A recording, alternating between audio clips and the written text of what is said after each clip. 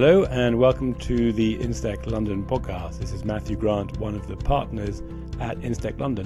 Today we're delighted to bring you an interview with Pascal Millaire. Pascal is the CEO of the fast-growing cyber modeling company CyberCube, who in the last year have already signed out contracts with some of the major insurers and reinsurers, including Munich Re, Chubb, CNA, as well as a couple of brokers such as Carpenter and JLT.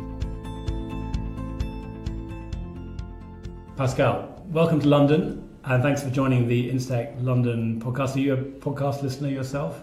You know, I'm not. The only podcast I listen to is the New York Times The Daily, but I suspect by the end of this interview I'll also be subscribing to your one. Good. Well, and so CyberCube, you sort of came out of, stealth mode last year. You've got a background in Symantec.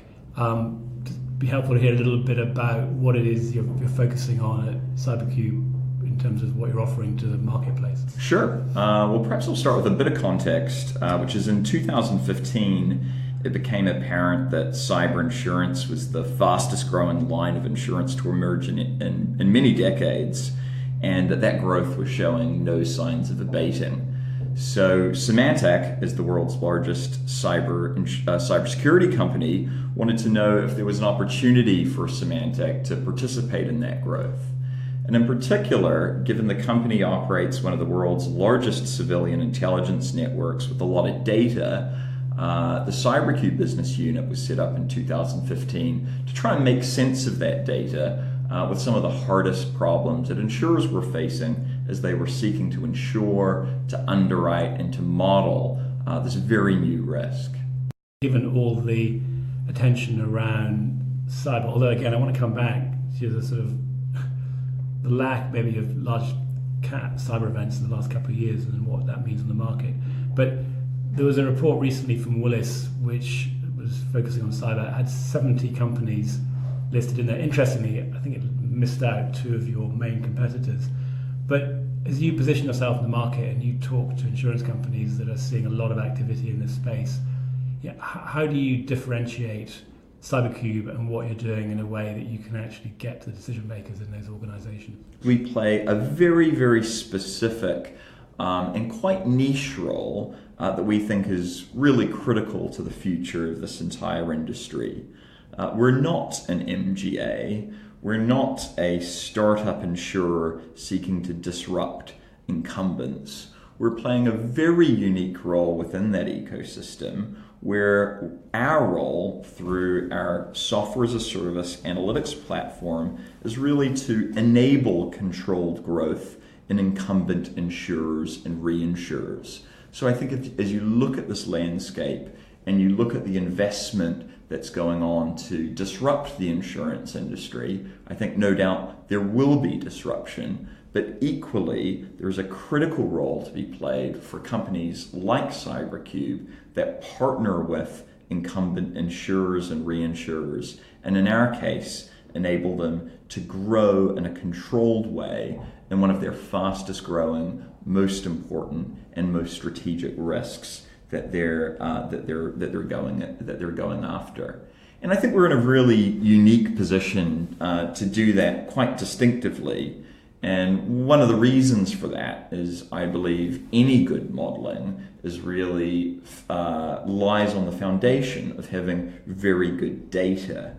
And so the fact that CyberCube continues to have exclusive behind-the-firewall data access from partners such as Symantec, that means that we're able to offer a forward-looking view of risk before trends become claims. And that's a really, really important thing for insurers to do if they're trying to model this risk and understand it.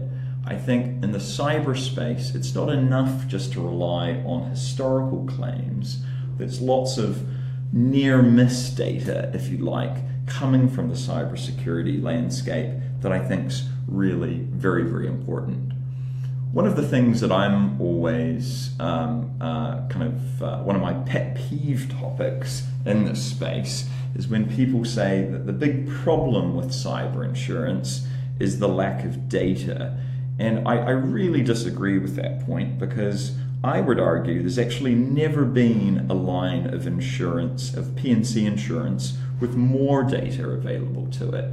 The issue isn't a lack of data, it's just that data is really hard to come by, really hard to cleanse, really hard to make sense of in a way that someone trying to price this risk, underwrite this risk, or manage cyber aggregation needs to do. What do you see, if it's possible to sort of narrow it down this way, but what do you see is either the one or the two key problems that insurers are asking you to solve when you come along? It's not an MGA, so clearly you're not acting as distribution, you're not looking at their capital, but what are they hoping that you can help them solve or make better decisions on? Two of the things that are really important to a cyber insurer in this market today, the first is underwriting or single risk selection. Insurers are turning to CyberCube to help them really look at a more technical and data-driven risk analysis to help them choose who to offer cyber insurance to and at what price. And critically, to allow them to understand the difference between attritional risk or cat risk loads that they might wish to layer on top of a cyber insurance policy that they are selling. So the first thing that we're really helping insurers with is single risk underwriting. The second is on enterprise capital management. I think as insurers are selling 1,000, 10,000, tens of thousands of these policies, there is real risk of accumulation and aggregation, and insurers need data-driven tools to be able to understand that aggregation and accumulation for their own internal reporting, for regulators, for rating agencies, for reinsurance transfer purposes. And so those are two areas, underwriting risk and modeling catastrophic cyber aggregation, that we're helping insurers with. And I would say that equally important to serve insurers on those topics, we've really found that insurers don't want separate tools to try and manage this risk in the same way that perhaps for other lines of business you can treat cat risk separately from some of those more attritional losses. This is a space where you really need the same data, the same assumptions, the same models, and you need to make sure that data is delivered and those analytics are delivered to that enterprise risk management individual or that underwriter in a form that they can understand, which is often not the kind of technical data and technical analysis that a cybersecurity or technology company might be feeding to an insurer, because insurance industry really needs very different things packaged in very different ways. Yeah, I guess ultimately it's like all key inputs to underwriting. You need to give people information the way they can make a decision on it, so you can provide as much data as someone could possibly ever get. But if they can't actually make a decision on it, then they're actually no better off, or maybe even worse off than they didn't have that data. Just to come back to you talked earlier there about behind the firewall. Can you just explain that a little bit more about what that means versus the other ways of people characterizing cyber models? Sure. So one of the more common ways to access data that I think startups and other technology companies are starting to use in this space is outside-in, publicly available data scraped from the internet and from IP traffic, for example. And we think that's a very important component of modeling, and it's certainly very helpful to be able to say something from the outside. Saying that, we also believe it's simply not enough to credibly model this space. So for an example, you need to actually get behind the firewall and see information from the inside. So to give you some examples, given around half of claims that our clients are seeing today comes from email and email phishing, you simply can't have a perspective on email phishing attacks and trends without seeing email data, which is behind the firewall. So we're very fortunate to be an exclusive data partner of Symantec, which scans a considerable portion of the world's enterprise emails every day. Similarly, when we look at CAT events and catastrophic cyber events, ultimately some of the very worst events are infections at the endpoint, malware, viruses that self-replicate and spread really rapidly. Well, if you really want to understand that and model that, you need to get behind the firewall data from those endpoints that really that help you discern to what extent are those endpoints under attack, and how do you model the spread of malware once it starts spreading. So we think that behind the firewall data is a really crucial part to credibly modeling this risk. And we're very fortunate to now be working with more than just Symantec as a data partner to help us credibly model this for insurers. And that behind the firewall and the sort of resolution of data you get there, is that important because underwriters are now looking to do individual account-based underwriting, and they want to know, for example, what is the risk to BMW? Or is there something different that's happening with the data that is important but is less directed towards the individual account underwriting? Because I think one of the questions and one of the risks of anybody building a model is the balance between, does an underwriter or a company want to use it at the portfolio level versus are they going to use it for risk selection? And clearly two very different approaches to different levels of capital that are going to be behind one single account risk versus a whole portfolio. So I mean, so just in terms of what you're offering for CyberCube, are you giving people the ability to go into that individual account level, or are you more at the portfolio level? So we offer both, and I think some of the most distinctive analyses for us end up coming at the microsegment level, because what we're able to do with our modeling is to say, okay, well, let's look at a particular industry, like online retailers. Let's look at a particular geography, country like Germany.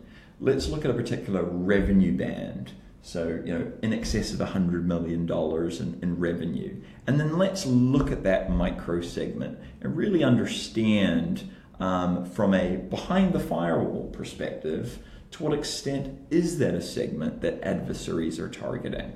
To what extent is that a segment that has really good patching cadences, for example?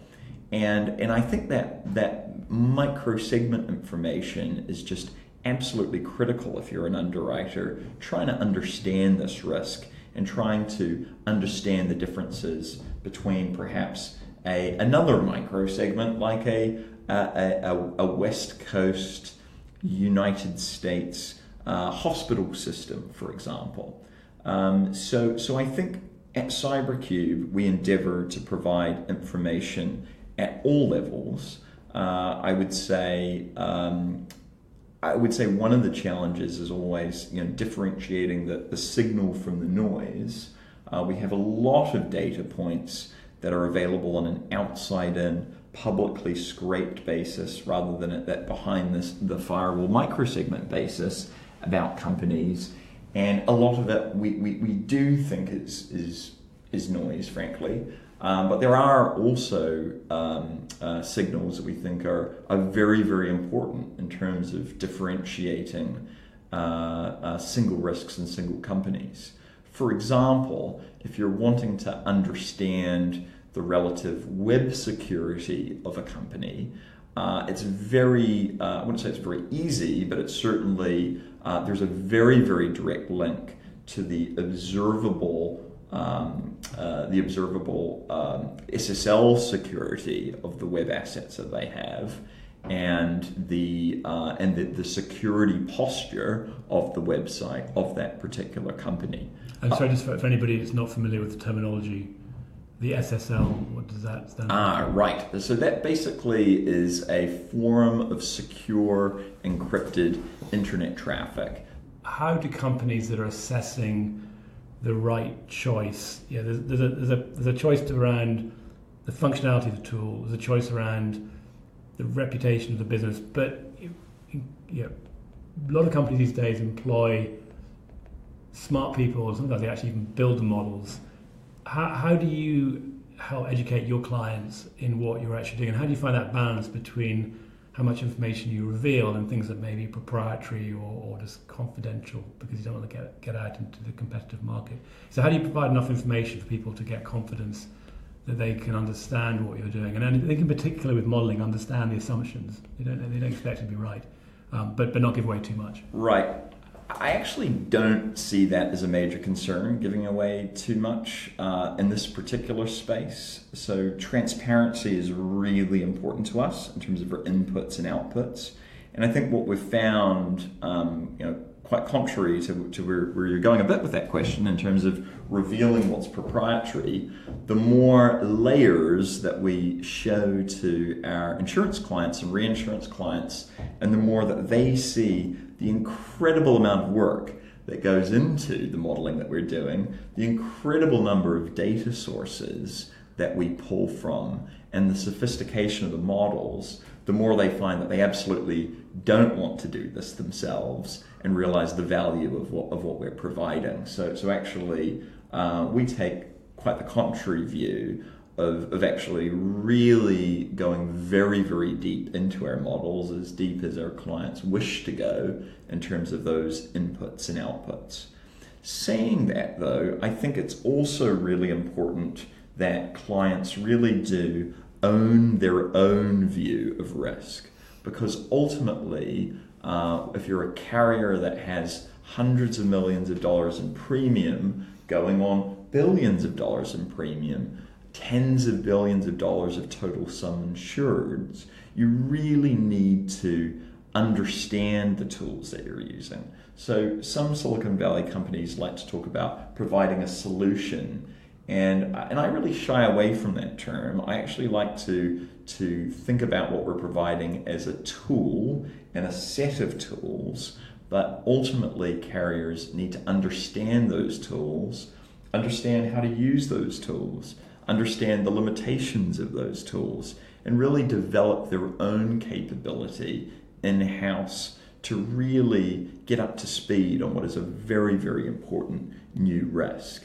And so one of the first things that we do when we onboard clients is, I think we've flown people out to as many as 10 different cities around the world to walk through our methodology, our data sources, our assumptions, so that people know what's going into the model. And it's also why we provide them the ability on the output side to go into enormous amounts of granular detail, particularly on our catastrophe model, so that this isn't a black box. They can look at year loss tables, slice and dice different cost indicators, and even look at loss at the single company level after running through simulations of a model. So I think that openness and transparency, and also at times the humility to say what a model can and can't do and what its limitations are is very, very important. And sometimes I find something of an inverse correlation between how confidently people talk about their ability to understand and model this risk and their understanding of it. Because this is very difficult, it is very fast moving, and it's one that we really partner with our clients to understand how to make the most of the tool that we've created. Yeah. No, I mean, it makes a lot of sense. In my experience of working with people who are buying the tools, who again, as I said, often can build models, have built models, one of the most important things for them is a understanding of the assumptions and awareness, as opposed to somebody having overconfidence, which just scares anybody who knows how to build these things. One of the sort of themes we're hearing a lot about is the artificial intelligence and the potential to actually move away from underwriting altogether, but on the basis if your algorithms are correct. You talked earlier about you've got a lot of data in there. Do you see a time, or maybe even this is where you are today, where you provide your tools, you've got a lot of work that's gone into building these in a way that helps a client So do you see that? Do you see the opportunity moving more and more to that kind of detached use of tools, and underwriting no longer needs an underwriter, and as CyberCube gets better, people just push the button and the results will come out? Is that? So I think about artificial intelligence a little bit differently than many of my Silicon Valley peers, and I think there are a lot of misnomers around artificial intelligence, including when I hear people talking about it, I hear people having implicit assumptions that artificial intelligence is about using really expensive computers to solve really hard problems that are simply too complicated for the smartest human beings on the planet. When the reality is actually often the opposite.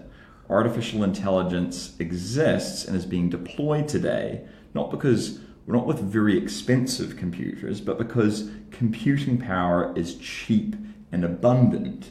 It's not best always deployed with the very hardest problems. It's actually very well suited to very easy problems, and not always the most complicated, but often problems that are too monotonous for human beings to really bother with. And in fact, some of the best applications of artificial intelligence aren't for solving problems that the world's smartest human can't solve, but rather solving problems that a fifth grader might be able to solve if you had armies of fifth graders, and therefore those are some of the best use cases for artificial intelligence. And it's curious to me that it's a term that has become really trendy recently. But if you go back to the history of Symantec, just to use one example, Symantec was founded in the 1980s, which makes it something of a dinosaur in Silicon Valley amongst Fortune 500 companies. But it was actually founded within the Stanford Research Institute for Artificial Intelligence. People talk about machine learning. In 1983, Symantec was spun off from the Machine Intelligence Corporation, started within Symantec. So actually, artificial intelligence is a term that's been around for a long time, and one that just happens to have become more in vogue recently. And so, although at CyberCube we are using artificial intelligence to solve actually some really, really interesting problems. For example, we're using AI to train our models to pair loss data and claims data on the one side to very, very large security data sets on the other, and have some wonderful data scientists doing that, developing world-class models. But actually, a lot of the applications of AI within CyberCube end up being for very, very simple problems that actually, for which computers are actually a better way to solve very easy problems at scale. So just to give you an example, our enterprise intelligence layer, I was about to say EIL, but that would have been my second acronym, so I avoided that one, is used by insurers that might have 10,000 cyber insurance policies, maybe 30,000 or 50,000 cyber insurance policies, and they want to match the companies that they're selling cyber insurance to some relatively basic data, or they're trying to augment that data with the SIC4 code of that industry. And that's actually a relatively kind of basic problem to do even with a Google search, but one that's actually a really good application for what some might call artificial intelligence, or one might also just talk about modern computing techniques. So to come back to your original question though, so what does this mean for an underwriter? What does this mean for a cat modeler? Are they going to be replaced in the future? I think absolutely not. I think what's going to happen is a lot of the monotony of those roles is going to be automated away. they're going to have better tools. And so actually being a cat modeler or being an underwriter becomes a far more interesting profession when the tools that you're using really allow you to do a lot more and engage your brain in really difficult and interesting problem solving and teasing out the so whats. So that's great confidence in really listening who is both a modeler or an underwriter, that certainly CyberCube won't be displacing them from their role anytime soon. And maybe that's also, Pascal, part of the reason that you certainly, what's been public in terms of your clients, you've been growing quickly in the last 12 months in terms of some of the people you've signed up. It'd be interesting just to hear a couple of stories really about why for example, a big organisation like Munich Re, they make decisions very carefully, often very slowly, have chosen to embrace CyberCube. And also, are you seeing companies going down the multi-model route, or are they deciding quite carefully who to go with in this area, and then essentially being a single model operator? So it's probably cliche for someone in my position to say this, but we certainly think about not just selling to our clients who are amongst the world's largest and most sophisticated insurance and reinsurance institutions, some of whom have publicly talked about us, which we're very flattered by. But we really have done, I think, a really great job partnering with our clients. We're really with them all the way, from the highest levels of the organization down to perhaps the more entry level underwriters. And so that's everything from at the C level, at the CUO, CRO level, really helping them with one of their most strategic topics, putting on events like one we're actually going to be doing in London in June in association with work undertaken for the World Economic Forum by UC Berkeley to really tease out some of the implications of cyber risk.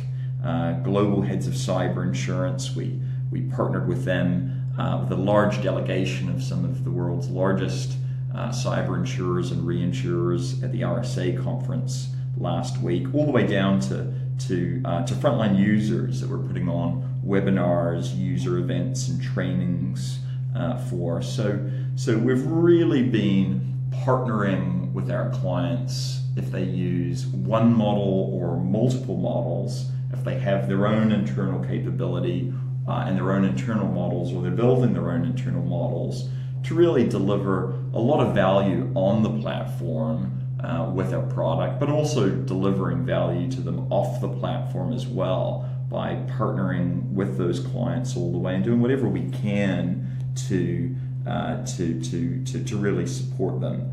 On the multi-model issue, I do think it's important that insurers build up their own capabilities internally. Well, congratulations, Pascal, because as I said, you came out of stealth last year and making some really strong headway. Just changing tack a little bit, but just as you look at what's made you successful and look at other companies out there that are growing, what advice would you have to somebody else that's out there starting up a business and trying to grapple with some of these issues, both about how to engage with clients and also how to actually recruit and build the business themselves? Well, recruiting is the single most important thing that we do. And once people arrive at CyberCube, as a leadership team, we've committed to creating an environment that attracts, retains, excites exceptional people, and allows them to do the best work of their careers, which I realize is a very lofty goal, but one that we hold ourselves accountable to.